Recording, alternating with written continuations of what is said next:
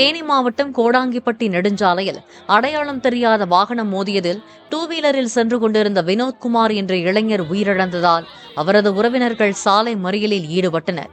2 மணி நேரமாக நடைபெற்ற மறியலால் போடி தேனி தேசிய நெடுஞ்சாலையில் போக்குவரத்து பாதிக்கப்பட்டது.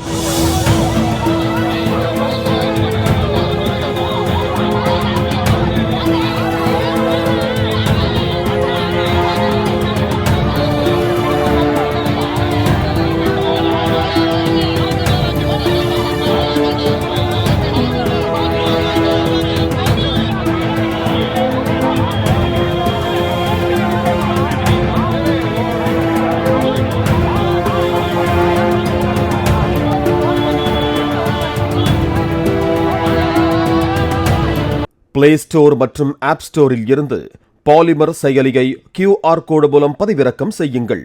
செய்திகளை உடனுக்குடன் பெறுங்கள்.